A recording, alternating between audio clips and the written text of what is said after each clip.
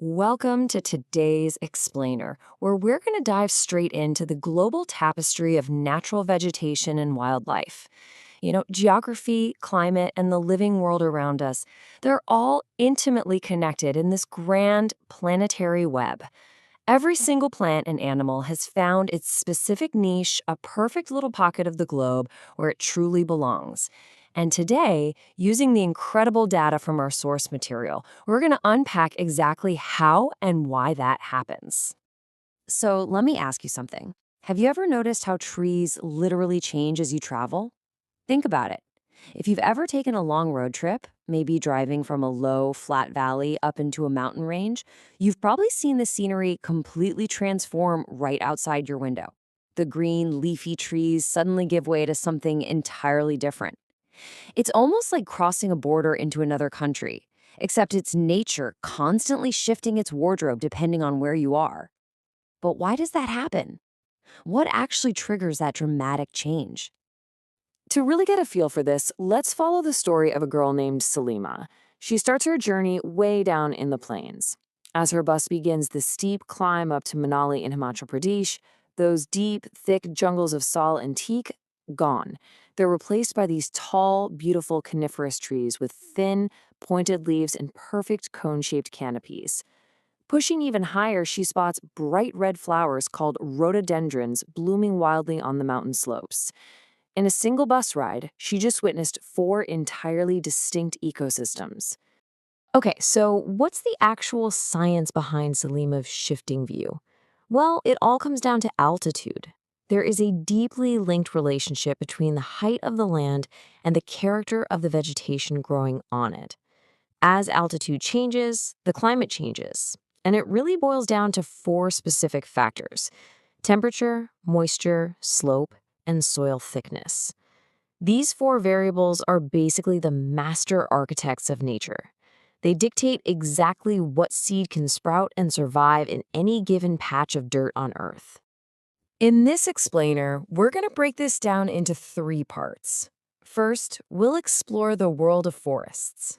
Then, we'll shift over to grasslands and extremes. And finally, we'll tackle the conservation challenge. Section 1. The world of forests, exploring Earth's woodlands. Right, so forests absolutely thrive in areas with abundant rainfall, but they adapt so differently based on their exact climates. Take tropical evergreen forests, or tropical rainforests, for example. They are so incredibly thick that sunlight barely even makes it down to the ground. Because they don't really have a dry season, the trees never shed their leaves all at once. They just stay green all year round. This makes it the absolute perfect environment for massive creatures, like the anaconda. On the flip side, you've got tropical deciduous forests. These are monsoon environments, found in places like India and northern Australia. To survive here, these trees shed their leaves during the dry season to conserve their precious water. Because that creates a more open canopy, this becomes the domain of majestic animals like tigers, lions, and elephants. Now, as we move away from the tropics and head into the mid-latitudes, the rules completely change again. Out on the coasts, you've got temperate evergreen forests, featuring really sturdy oaks and fragrant eucalyptus trees that hold on to their leaves. But if you travel further north, you hit the temperate deciduous forests. Here, trees like ash and beech have adapted to survive the freezing cold by simply dropping all their leaves in the winter. It's just an absolutely incredible survival mechanism, built right into their biology.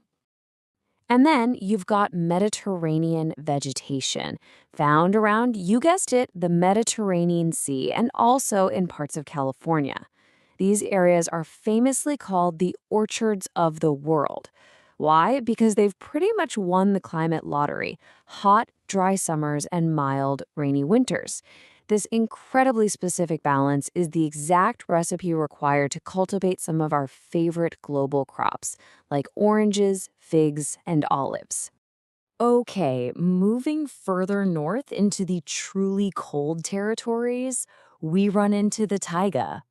Taiga is actually a Russian word that literally means pure or untouched, And honestly, it's the perfect way to describe these pristine, breathtaking coniferous forest ecosystems.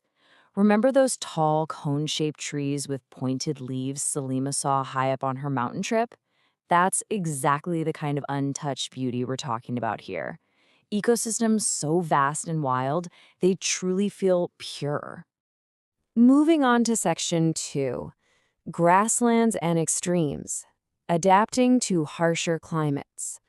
So what exactly happens when there just isn't enough rain to support a massive, towering forest? Well, you get grasslands, and the sheer scale of them might actually shock you.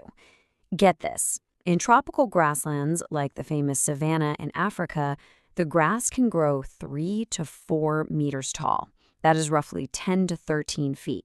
That can literally be taller than the ceiling in an average room of your house. It is just this towering sea of green and gold that supports some of the most iconic wildlife on the entire planet. But, as we've seen, location dictates everything. Contrast that giant savanna grass with temperate grasslands. You'll find these deep inside the interior of continents. The grass here, not nearly as tall.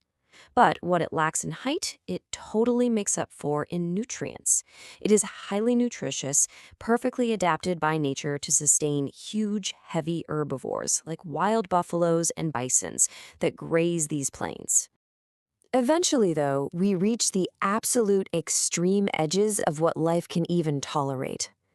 In the desert, facing scorching heat and almost no rain, the vegetation literally has to fight to survive. You get thorny bushes and very limited wildlife. But flip that extreme to the polar tundra, and you trade scorching heat for freezing cold and incredibly short summers. Trees? No way. They can't grow here at all. You only find mosses, lichens, and tiny shrubs.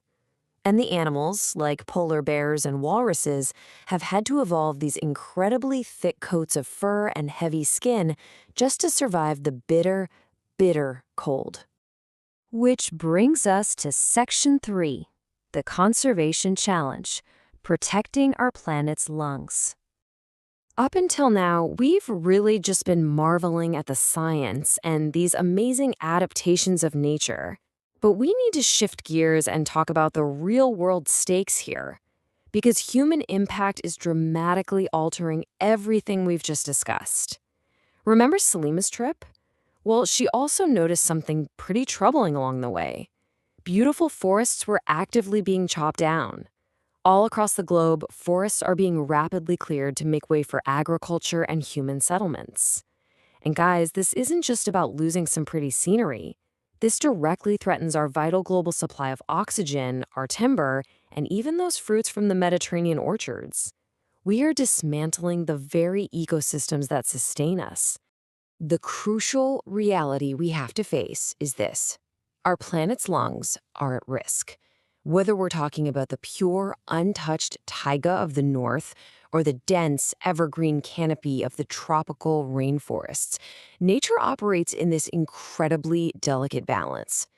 Engaging with this data, understanding it, that's the very first step in figuring out how to support measures to conserve our incredible, diversified flora and fauna before these amazing biomes just disappear forever. So, I want to leave you with 2 questions to ponder today. First, the serious one. If we keep cutting down trees, where will the wildlife go? The anacondas, the tigers, the bison, they rely entirely on the habitats we explore today. And second, on a slightly more personal note, which of these diverse regions would you most like to visit? From that towering savanna grass to the blooming rhododendrons up in the mountains, our Earth is just an amazing tapestry. Thank you so much for joining me on this explainer. Keep learning, keep asking questions, and I will catch you in the next one.